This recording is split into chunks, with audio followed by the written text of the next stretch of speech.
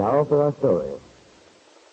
Kit Meade had gone into Wakefield this afternoon to do some shopping, leaving the baby, Lisa Fenner's little son, with the new nurse. He'd stopped in at her father's office, but Ben Calvert had been busy at the moment, so he'd gone across to the little cocktail lounge in the Brown Palace Hotel. After she'd been there a few moments, the young man she'd met there before had come in. Had told Kit he was going to follow her advice and break off his engagement. They'd chatted for a while, then after that he'd left. Kit discovered to her amazement that she'd been talking to Nicholas Dorn, the young writer who was engaged to marry Peggy Douglas. She'd been a fool, she thought, advising him against the marriage, since that marriage was almost her only hope to hold Bill, her husband, who had always been in love with Peggy. Urged by this discovery and thinking how ironic it all was, Kit walked out of the lobby of the hotel and returned to her father's office. Now, Ben called to her from his desk in his inner office. Ah, Kitt, you're back. Where'd you disappear to? I got rid of that fellow right away and then found out you'd left. No, I just went across the street and had a drink to kill the time. I don't like for you to go into places like that alone, Kitt. It isn't dignified. What'll people think? Oh, Dad, let's not go into that what do people think routine. Because, frankly, I don't care at this point. That's very evident. Hanging around with a lot of barroom loafers. Wouldn't be quite so bad if you had an escort. Oh, Dad, don't be funny. In my present situation, just how would you suggest I go any place except alone? Well, I guess you're right. Oh, speaking of that, what's been happening? Have you seen Bill? Yes, I saw him. What do you have to say? Quite a lot of things. None of them very pleasant. Well, that's to be expected from Bill Meade. What's he up to now? The same thing. He still wants the divorce. Tried to get me to file for it. He did?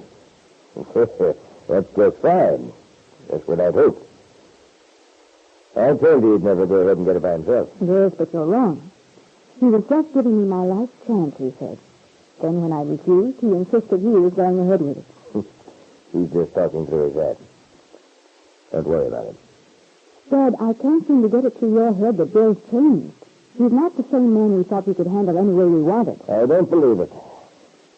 He can't have changed much in just a few months. You'd be surprised how much he's changed. I haven't told you the payoff. Well, what is it? He wants the child. He wants what? I said he wants the child. And I confess I wasn't too surprised knowing Bill. You mean to tell me that crazy, irresponsible, good-for-nothing has the nerve to tell you he wants your child? My grandchild? It isn't too ridiculous. Remember, he thinks he's... Well, he's its father. What does he know about bringing up a child? How does he propose to take care of it? Why, the whole idea is preposterous. Perhaps, but Bill's not kidding about it. He says he's got it all worked out just how he'd manage. Well, he can just forget it. I wouldn't let him have that child if I had to spend every dime I have to prevent it. He's not a fit father for any child. With his half-baked ideas. His weak-kneed way of doing things. What are you laughing at? He's not going to have that child. What kind of a man would the child become? What's so funny, anyway? It's just that Bill said practically the same thing about you. Oh, he did, eh? What did you do? Sit there and let him insult me? No, I didn't. But I can't help being amused. Because Bill insists that you're the one who isn't fit to bring up a child. In fact, that's what bothers him. He's afraid that between us we'll poison his son's mind. Oh, you don't say. We'd make a man of him. Teach him to take care of himself. That's more than Bill Meade could teach him. I agree with you, Dad. But that's not the point. The point is this. It's not going to happen. I know what it takes to get along in this world. You've got to be tough. And by heaven, I am going to teach that kid to be tough. He's not going to be shoved around by anybody and everybody the way his father's been. Say, you're really on the warpath. Well, who wouldn't be? I must say I don't understand your attitude. I don't know what's the matter with you. I'm just feeling lightheaded, I guess. This thing's been up in the air so long it's beginning to lose reality for me. Well, you'd better get down to earth, because if Bill's in earnest about this, we've got a fight ahead of us. A very tough fight. Sometimes I wonder, Dad, just how you expected to defeat Bill. He's got a great many things on his side in this thing, you know. Oh, has he? Name one. Well, for one thing, I told him I didn't particularly want the child. You told him that? Gave him a thing like that to hold over our heads? Kit, you couldn't be such a fool. I admit admit it wasn't very bright of me, but I was excited. In a moment of anger, I just blurted it out. Of course, I can always deny having said it. You bet your life you can. You'll have to. Why, if Bill could prove that one statement, did anyone hear you? No, Dad. No witnesses. Well, that's something anyway. Maybe you don't realize, Kitt, how much this means to me. Now that I have a grandson, something I've always wanted to have to give him up, I couldn't do it. Besides, when I think of the pleasure it would give this town to see me humiliated, when I think how David Bowman would gloat, and Mary Lane, well, it's not going to happen. That's all there is to it. I hope not, Dad. For your sake. How about yourself? You can't mean it doesn't matter to you. Oh, yes, it matters. But it isn't the main thing. You mustn't talk that way, Kitt. Your own child. It's unnatural. You're his mother. It should mean a great deal to you. Yes, I suppose it should, but I'm afraid my maternal instincts are somewhat overshadowed at the moment. Kitt. Yes? Kitt, I've been thinking, would it be so bad if you did get the divorce? What's that? First you shouted your head off. I mustn't get the divorce under any circumstances. And now... I know. But, well, we have to choose the lesser of two evils. If Bill's determined to have a divorce, well, maybe you'd better give in on that point. Go ahead and get it yourself. It wouldn't be so bad in a way, so long as you were the one who filed for it. In other words, Dad, you are quite willing to throw me to the wolves in order to be sure you can keep your grandson. Is that it? It's not a matter of throwing you to the wolves. Why do women always have to exaggerate things? I'm not exaggerating. The people in this town are nothing but a pack of wolves, and you want to expose me Good to... heavens, Kitt. If Bill's bound and determined to be separated anyway...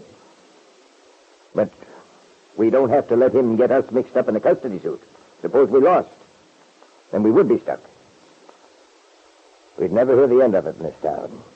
How the court decided the Calverts weren't responsible enough to bring up a child.